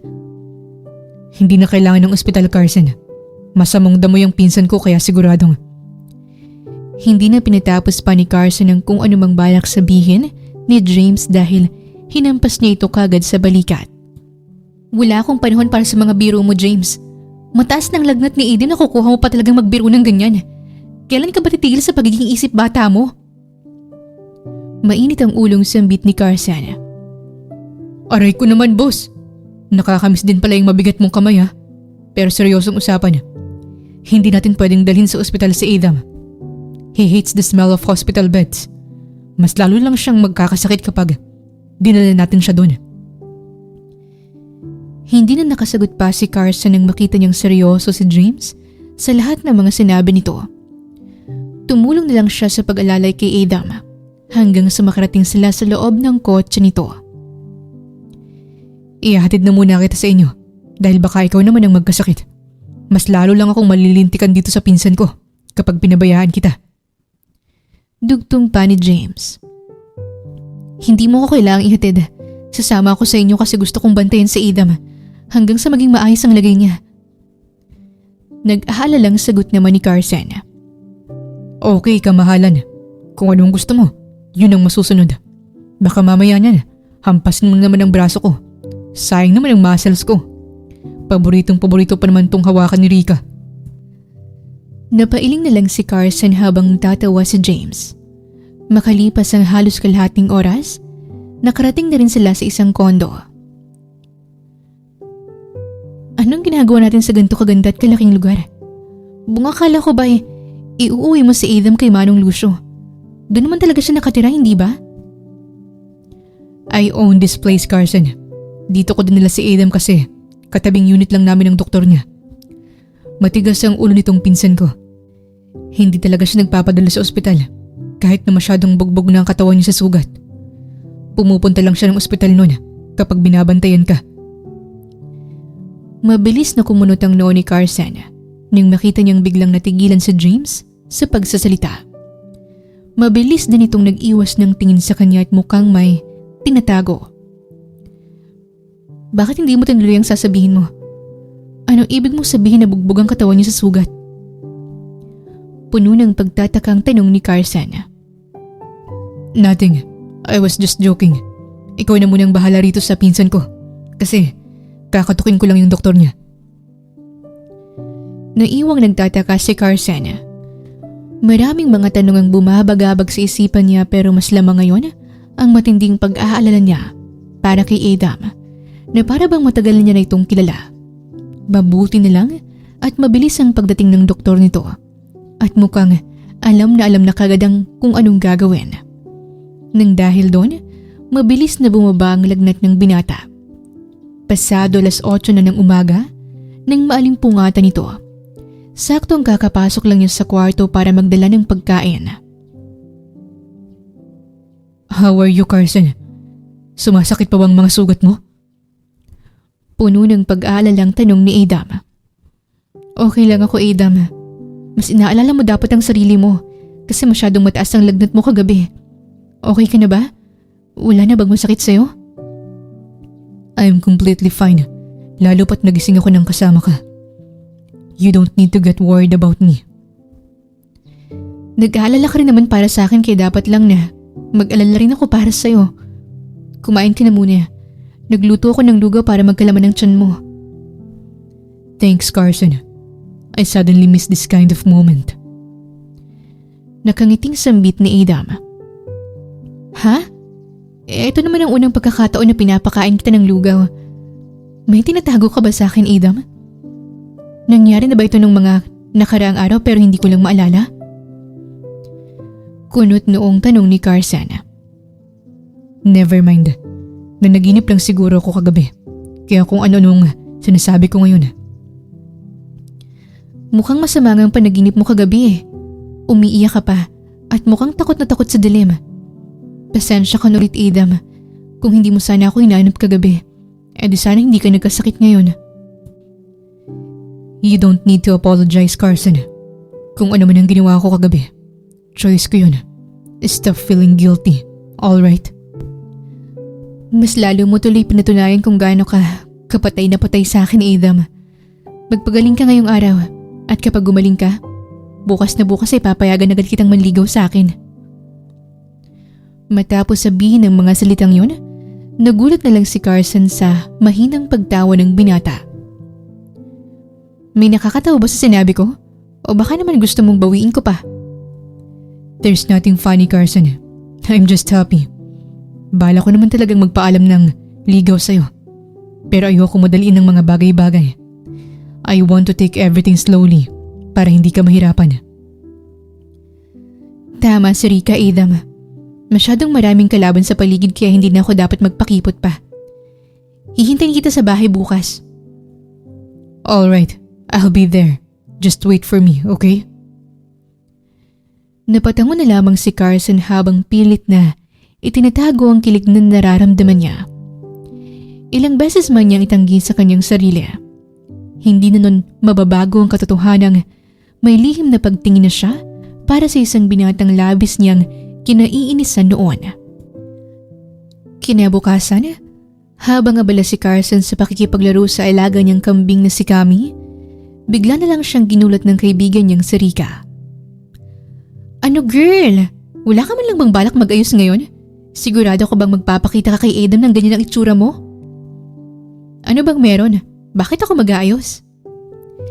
Narinig ko kay James kanina na pupunta sa lirito ni Adam para umakyat ng ligaw. May sorpresa rin sila para sa'yo kaya maligo ka na. Kasi nalilito na ako sa inyo ni Kami kung sinong may amoy kambing. Matapos marinig ang mga salitang yon, dali-daling pumasok si Carson sa loob ng bahay upang maligo at mag-ayos. Ilang saglit pa, napagtanto niyang tama ang sinabi ni Rika. Habang nakatanaw siya sa bintana, nakita niya si Adam pati na rin ang pinsan nitong si James na may hawak na malaking bulaklak at gitara. In fairness naman talaga niya sa buhok mo, Carson, daig pa si Rapunzel sa sobrang haba. Sa dinami-rami ng mga lalaki nagtangkang maligaw sa'yo. Kaya Adam ka lang pala titiklop. Pero hindi naman kita masisisi eh. Na kay Adam ng lahat ng hinahanap mo sa isang lalaki. At kung siyang mapapangasawa mo, panatag talaga ang loob ko na magiging maganda ang buhay mo. Sambit na Rika habang umiiyak. Pwede bang wag kang masyadong OA? Nanliligaw pa lang yung tao pero sa kasalan na kagad lumipad yung isipan mo? Umiiling ngunit natatawang sagot naman ni Carson. Ilang saglit pa, naputol ang pag-uusap nilang dalawa ni Rika nang bigla na lang tumunog ang gitarang hawak ni Adam. Nagsimula na rin itong kumanta na siyang mas lalong nagpalambot ng puso niya. Sa mga oras na yon, pakiramdam niya'y simple na ng kamatis ang buong mukha niya. Mas lalo pa yung nag-init nang bumaba siya para tanggapin ang bulaklak na binigay sa kanya ni Adam. Salamat, Adam. Ang sabi ko lang naman, pumunta ka rito sa bahay para kumain. Hindi ko naman inakala na may paharana ka pa pala. Nagugutom ka na ba? Hindi pa kasi tapos magluto si mama eh. Nahihiyang sambit ni Carson. I'm not yet hungry. Ang mabuti pa, maglakad-lakad na muna tayo papuntang kubo. Kasi may gusto ulit akong sabihin sa'yo. Labis na kilig ang naramdaman ni Carson nang hawakan ni Adam ang kamay niya. Bagamat maingay sa buong paligid dahil sa kakasigaw ni Rika, hindi niya napansin dahil napunta lang ang atensyon niya sa binatang labis na nagpapakilig sa kanya ngayong gabi. Saan naman tayo pupunta, Adam? Do you remember about my story the last time? Anong story naman? Yung tungkol ba sa Lightkeeper? Yes. Mabuti naman at hindi mo yun nakakalimutan, Carson. Masyadong magandang kwento kaya natatandaan ko pa rin hanggang ngayon. Ano bang kadugtong nun? Naging worth it naman bang paghihintay ng lalaki sa babaeng minamahal niya? Curious na tanong ni Carson habang nakakunot ang noo. Yes, ang sabi sa kwento. Lumipas ang maraming taon. Maraming bagyong dumaan. Maraming barkong naglayag at bumalik sa dalampasigan. Pero kahit kailan, hindi tumigil ang lalaki sa pagsisindi ng ilaw sa parola. Kinabukasan, may isang barkong dumaong sa dalampasigan. Halos wasak na ito dahil sa bagyo. Pero nakabalik pa rin sila dahil sa ilaw ng parola. At mula sa barkong yun, bumaba ang isang babae. Yun ang babaeng matagal na niyang hinihintay? Yes. Nawala raw ang barkong sinasakyan niya noon dahil sa bagyo. Matagal siyang napadpad sa ibang lugar bago siya nakabalik. At ang dahilan kung bakit natagpuan niya ulit ang daan pa uwi dahil sa ilaw ng lalaking patuloy na naghihintay sa kanya. So, worth it palang paghihintay ng lalaki sa kanya kasi nakapiling niya ulit ang babaeng pinakamamahal niya sa bandang huli. Pero bakit naman gantong klaseng kwentong sinasabi mo sa akin, Adam? Hindi naman ako mahilig sa mala fairy tale na kwento. Natatawang sambit ni Carson. That was not just a fairy tale story, Carson. I know what it feels like to be that man. Just like that lighthouse keeper. I'm also willing to wait for the woman I love. Matapos sabihin ang mga salitang yun, napahinto si Carson sa paglalakad. Humarap din sa kanya si Adam at mariin siyang tinitigan. Anong ibig mong sabihin? I love you, Carson. And I won't get tired waiting until we come back to the life we used to be. Kasunod ng mga salitang yun ay ang marahang pagpikit ng mga mata ni Carson nang makita niyang bahagyang tumungo si Adam para abutin ang labi niya. Dama niya ang marahang paglapit ng binata. Ang init ng hininga nito na bahagyang dumadampi sa kanyang muka. Hindi niya maintindihan kung bakit. Pero sa halip na umiwas ay lalo pa niyang hinigpitan ang pagkakahawak sa kamay ni Adam. Nang tuluyang magdampi ang kanilang mga labi, may kung anong pamilyar na sensasyon na dumaloy sa buong katawan niya. Isang damdaming hindi niya may paliwanag ngunit matagal na niyang hinahanap-hanap. You don't need to give me an answer right now, Carson. Basta lagi mong tatandaan na nandito lang ako sa tabi mo at araw-araw pa rin kitang liligawan. Dugtong pa ni Ada matapos niyang bitawan ang labi ng dalaga. Buong akala niya, magtutuloy-tuloy na ang kasiyahang iyon dahil sa bukod sa maganda nilang relasyon ni Carson, hindi na rin sumasakit pa ang ulo nito. Subalit sa sumunod na linggo, nabalot siya ng matinding kaba nang makatanggap siya ng tawag mula sa pinsan niyang si James. Samantha Isgan, malakas ang kutob ko na nahanap niyo na kayo dyan sa San Diego. Hindi na pinatapos pa ni Adam ang lahat ng sasabihin ni James dahil dali-dali siyang lumabas ng kwarto para hanapin si Carson. Pinuntahan niya ito sa palengke, sa kubo, sa lugar na madalas nilang tambayan at kung saan-saan pa pero hindi niya ito makita. Umabot din ng halos 3 oras ang naging paghanap niya hanggang sa mapagdesisyonan niyang pumunta sa Tejero Falls. Nang mahagip ng mga mata niya ang kanyang asawa, mabilis niya itong niyakap. "Bitawan mo ako!" Nang dahil sa malamig na boses na yon, labis ang naging pagtataka ni Adam. Doon niya lang din napansin ang pugtong mukha ni Carson, mukhang kakagaling lang sa kakaiyak. What are you doing here? Hindi ba't sabi ko kanina, susunduin kita? Malambing na tanong ni Adam. Hanggang kailan mo balak na bilugin ang utak ko para sa mga walang kwentang kasinungalingang to, Adam? What are you saying, Carson? Hindi ako nagsisinungaling sa'yo. Okay? We can talk about this. Ano bang nangyari kanina? Wala na tayong dapat pag-usapan pa. Kasi malinaw na sa akin ang lahat. Naaalala ko na ang lahat. Ramdam ni Adam ang mabilis na panghihina ng 2 tuhod niya nang marinig niya yun mula kay Carson. Saglit ding nablangko ang isipan niya dahil hindi siya lubos na makapaniwalang mangyayaring lahat ng tungayon. Samantala, labis na napakuyom naman ang kamao ni Carson. Napuno rin ng galit ang puso niya dahil ang taong binigyan ng buong pusong tiwala ay magagawa pala siyang saktan ng ganito ngayon. Bakit hindi ka makaimik, Adam? Kasi totoo ang lahat ng sinabi ko, hindi ba? O baka naman ikaw ang biglang nagka-amnesia kaya hindi mo maalala kung paano mo ako sinaktan at pinagtabuyan noon. Paulit-ulit mo akong tinaboy noon, Adam. Hindi ka man lang ba nakukonsensya sa lahat ng ginawa mo? Please hear me out, Carson. Nakikiusap ako. Ano pa bang dapat kong malaman tungkol sa'yo? Pumunta lang naman ang asawa mo rito kanina at sinabi niya sa akin ang lahat. Nagpapasalamat na nga rin ako sa kanya kasi paulit-ulit niyang inuntog ang ulo ko hanggang sa matauhan na ako kung ano ba talaga ang totoo. Pare-pareho lang talaga kayong mga lalaki. Puro kayo manloloko. Nagkita kayo ni Samantha. Anong ginawa niya sa'yo? Sinaktan ka ba niya? Ano naman sa'yo kung saktan niya ako, Adam? Hindi ka naman dapat nag-aalala sa akin ng ganito kasi hindi mo na ako asawa. Iniwan mo ako para sa kanya, hindi ba? I have reasons why I did that, Carson. Sa ngayon magtiwala ka muna sa akin, okay? Kulang pang mga laalang bumalik sa isipan mo. Please, baby. Let's not fight anymore. Alam ko masyado nang mahirap para sa yung lahat ng mga nangyayari. Kaya huwag na natin yung dagdagan pa. Sa puntong yun, muling tumulo ang mga luha sa mga mata ni Carson. Pero nang yakapin siya ni Adam, unti-unting humupa ang bigat ng nararamdaman niya. Masyado pa rin siyang naguguluhan sa lahat ng mga nangyayari. Subalit sa huling pagkakataon, mas pinili niyang paniwalaan si Adam kaysa sa mga alaalang paulit-ulit na gumugulo sa kanyang isipan. Kinabukasan, nagising na lang si Carson sa isang ospital. Unang bumungad sa kanyang nag-aalalang mukha ni Adam. How are you feeling? Sumasakit pa ba ang ulo mo? I'm fine, Adam. Hindi mo na dapat ako dinala pa rito.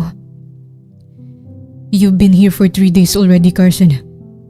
Kami ni Tita Karang nagbabantay sa'yo. Pero saglit siyang umuwi para kumuha ng mga gamit mo. Is there anything else you like? Akmang sasagot na sana si Carson kung wala lang kumatok. Nang buksan ni Adam ang pinto, bumungad sa kanyang isang pamilyar na doktor na nakita niya noon sa kondo ni James. Mabuti naman at gising ka na. Alam kong inaantok ka pa rin, Carson, pero huwag kang mag-alala. Epekto lang yun ang gamot na pinainom ko sa'yo. Ano po ba talagang nangyayari sa akin, Dok? Gulong-gulo na po ako. Bumalik na po ang ilan sa mga laala ko pero alam kong kulang pa yun. Ganun na po ba talaga kalala ang epekto sa akin ng aksidente? Yes, unfortunately. The accident caused a traumatic brain injury. Before your surgery 3 years ago, ipinaliwanag ko na sa iyo ang possibility na maaring mawala ang ilang bahagi ng memorya mo dahil sa damage at psychological trauma na dulot ng aksidente. Bahagyang kumunot ang noo ni Carson. Habang naguguluhan, naramdaman niya ang paggapang ng kamay ni Adam papunta sa kamay niya. For several months after the accident, sumailalim ka sa iba't ibang treatments, neurological monitoring, cognitive therapy, and medication to help stabilize your brain activity.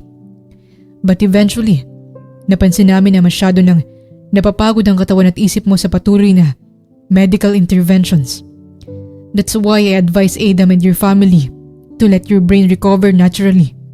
Sometimes the brain needs a calm and familiar environment para unting-unting ma-rebuild ang memory pathways. Iyon pala ang rason kung bakit ako napadpad sa San Diego. Pero paano ko maalala ang lahat, Doc? Don't force it. Kung pipilitin mong balikan ang mga laala na hindi pa handang ibalik ng utak mo, maaari itong magdulot ng matinding cognitive stress. Pwede kang makaranas ng severe headaches, dizziness, or even temporary memory blocks. Naipaliwanag ko na kay Adam ang mga dapat mong gawin.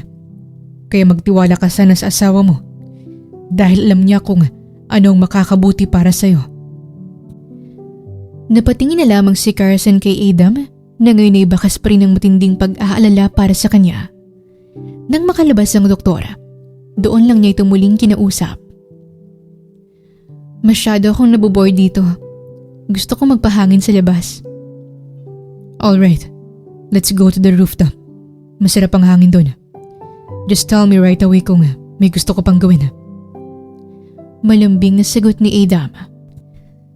Nang dahil sa pagiging maalaga nito, labis tuloy na nakonsensya si Carson para sa lahat ng masasakit na salitang sinabi niya rito.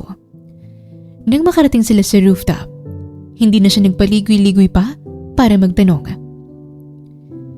Nasaan si Samantha? Bakit hindi mo siya kasama? She was already in the mental hospital to continue her therapy. Si James ang kasama niya ngayon. Saglit na tumigil sa pagsasalita si Adam nang makita niya ang kunot noong mukha ni Carson. I know what's running through your mind, kaya unahan na kita. Sam was not my wife. I actually considered her as my sister because both of us grew up in the same orphanage. Malinaw sa alaala ko na ilang beses mo akong tinaboy para sa kanya, Adam. Nakipaghiwalay ka na rin sa akin para sumama sa kanya eh. Yun ba ang rason kung bakit mo ako hinayaan ng 2 taon sa San Diego? Ni hindi mo malang sinabi sa akin ng totoo. E di sana, hindi na tayo umabot pa sa ganitong punto. I tried it once. Sa kagustuhan kong makasama ka ulit. Pilit kong pinapaalala sa'yo kung sino ako nun. Pero hindi naging maganda ang epekto nun sa'yo. Your memories get triggered. Mas lalong lumala ang kondisyon mo. I was afraid to lose you, Carson. So the only choice I had was to wait. Masyadong matagal ang 2 taon, Adam. Siguradong napagod ka na sa kakahintay sa akin. No, I won't get tired. Hindi ka rin naman napagod sa akin nun. Kaya bakit ako mapapagod sa'yo? Do you still remember how we met, Carson? I was at the lowest point of my life. My adopted parents are abusive. I was at the verge of ending everything not until you came into the picture. Ilang beses kitang sinaktan at tinaboy kasi hindi mo deserve ng lalaking katulad ko. But you were so patient with me. Inalagaan mo ko, pinagkatiwalaan at minahal.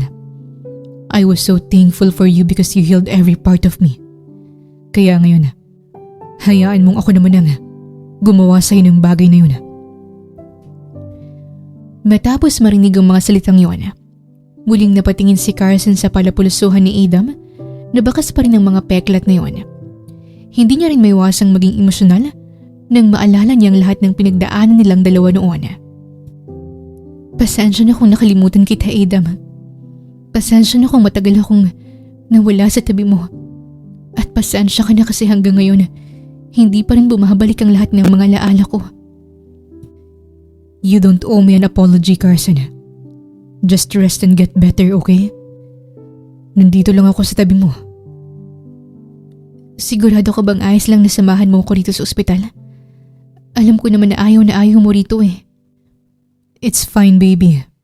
You don't need to worry about me. Sa puntong yun, hindi na napigilan pa ni Carson na yakapin ang kanyang asawa. Sa loob ng 2 linggong niyang pananatili sa ospital, ramdam niyang walang kapantay na pagmamahal nito at pag-aalaga. Nang bumuti na ang kalagayan niya, nagdesisyon silang pareho na bisitahin ng mental hospital kung nasaan si Samantha. Don't worry, she won't harm you anymore. The doctor said she's still under psychiatric observation. May episode pa rin siya ng aggression at delusions. The lawyer said na kapag naging stable ng mental condition niya, pwede na namin ituloy ang kaso laban sa kanya.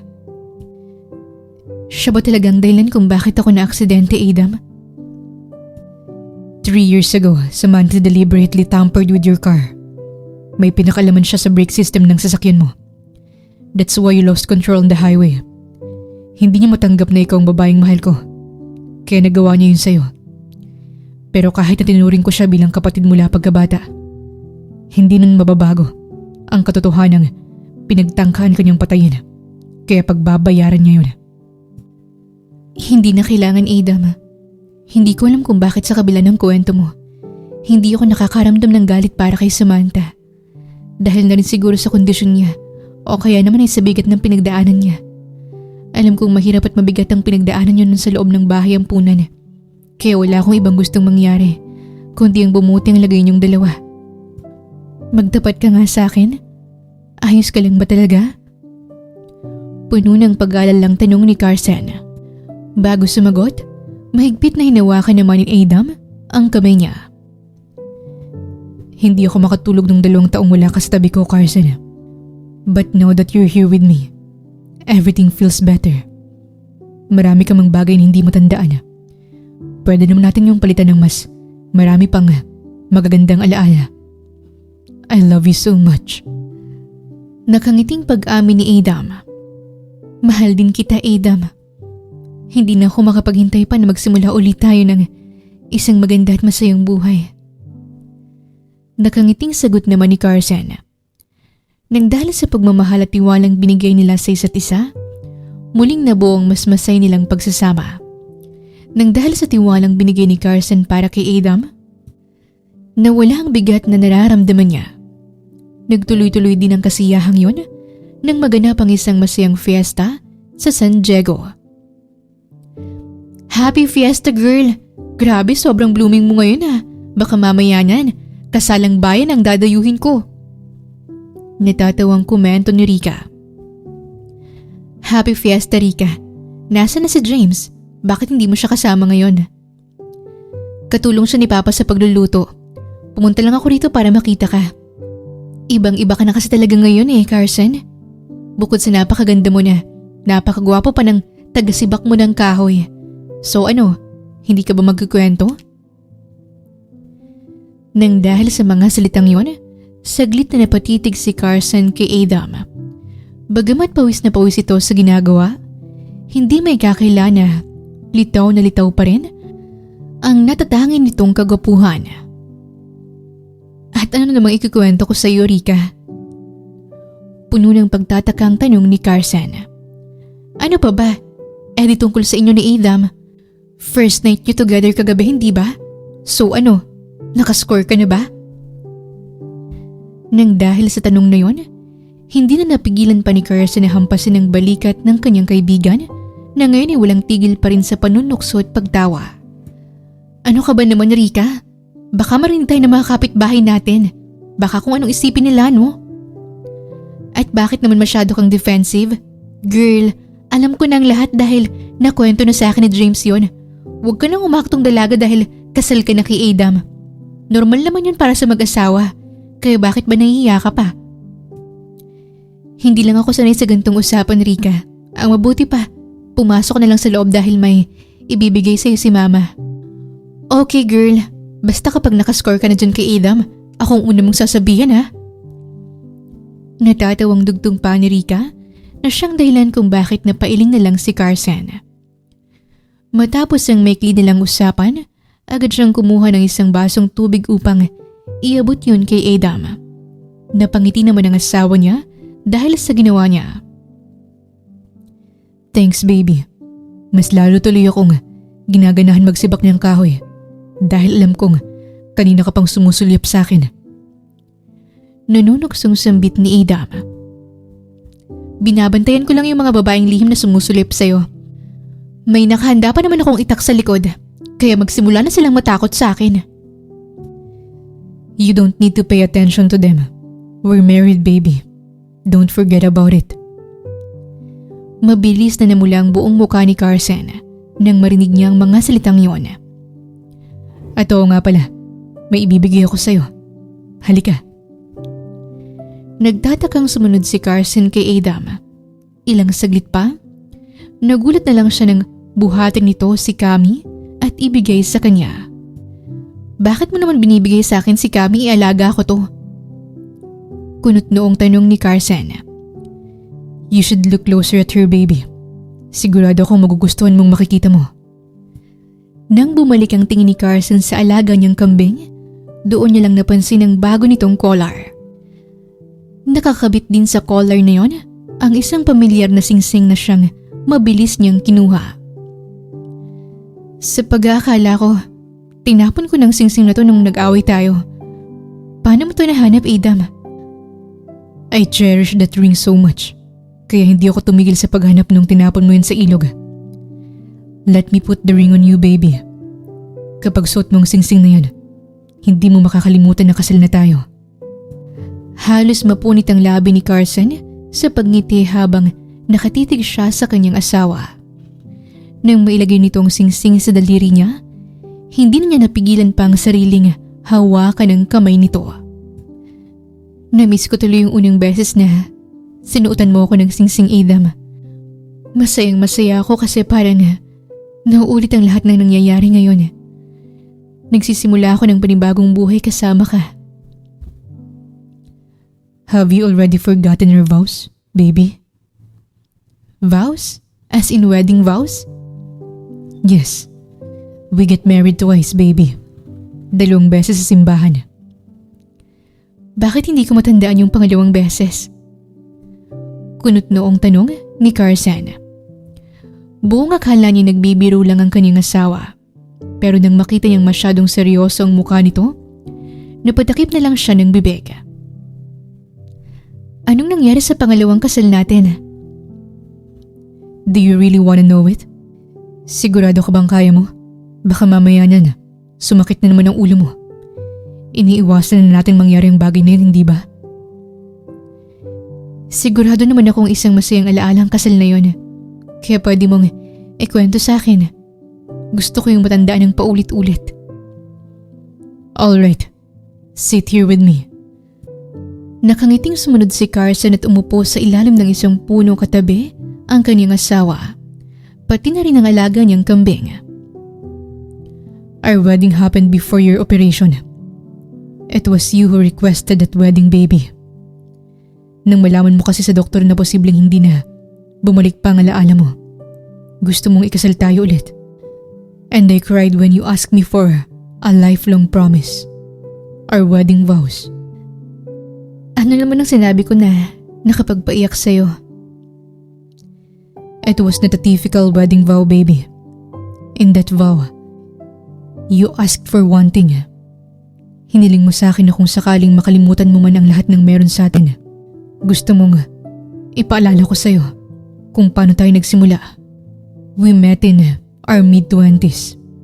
Tumakas ako nun mula sa adopted parents ko para magsimula ng panibago kong buhay. Isa akong kargador sa palengke at isa ka namang tindera.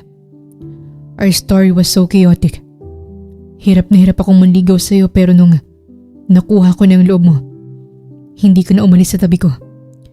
You stayed at my side, even at my worst sides, baby. Tinanggap mo ko at minahal ng buong buo sa kabila ng lahat ng pagkukulang ko. Emosyonal na paliwanag ni Adam. Naalala ko na, Adam. Madalas ko pang gamutin ang mga sugat mo kasi masyadong mapanakit ang mga magulang na umampun sa'yo. Masayang masaya ako kasi matagal ka nang nakawala mula sa kanila. Pero anong ginawa mo nung 2 taon tayong hindi nagkita? I built my own career. Hindi ko pa pala nasasabi sa iyong tungkol sa negosyo ko. I actually own the company at si James ang namamahala ngayon doon. Pag-aari ko rin ang malawak na lupa na ito. Kaya kung may gusto kang gawin dito, sabihin mo lang yun sa akin. O kaya kay Tito Lucio, na kahit hindi ko naman talaga kadugo ay sumakay pa rin sa plano ko. May malalaki ka na palang negosyo pero nagpapakahirap ka pa rito sa San Diego? Mahirap maging kargador sa palengke. Kaya ngayong alam ko na ang totoo, huwag ka nang bumalik sa ganong klaseng trabaho, Adam. That's how we started, baby. Kaya wala akong pagsisisi na balikan lahat ng yun para maalala mo. What about you? Saan mo gustong tumira? Babalik na ba tayo sa kondo ko o magpapagawa tayo ng bagong bahay dito sa San Diego? Masaya naman ako basta kasama kita, Adam. Pero tahimik at maliwalas talagang buhay dito sa probinsya. Kaya kung akong papipiliin mo, mas gusto kong dito na lang tayo magsimula ng pamilya natin. Pero maintindihan ko naman may trabaho kang kailangang balikan at pagtuunan ng pansin. I can handle all it for you, Carson. Do you wanna hear a fairy tale like love story for one last time? Tungkol na naman ba to sa lighthouse keeper, Adam? Akala ko ba tapos na ang kwentong yun kasi nagkita na naman sila sa bandang huli. It wasn't easy as you thought, baby. Something strange happened to the girl. At ano naman ang nangyari sa kanya? The girl had forgotten everything when she came back. Bahagyang natigilan si Carson dahil unti-unti niyang napagtanto kung ano ang totoo sa likod ng kwentong yun. She didn't remember the lighthouse. She didn't remember the promises.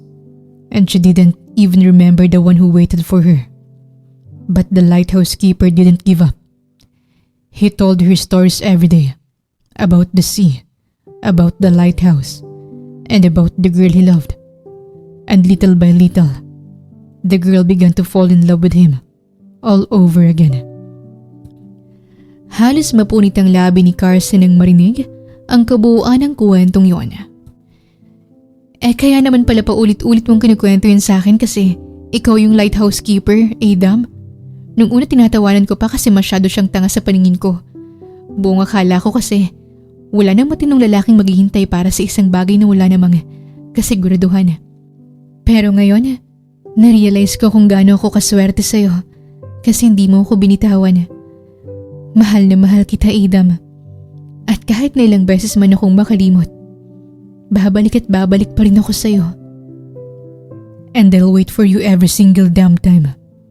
Just like the lighthouse keeper, I will keep the light on for you. So no matter how you lost to get in this life, you will always find your way back to me. I love you so much, baby. You will always be the only home I've ever known.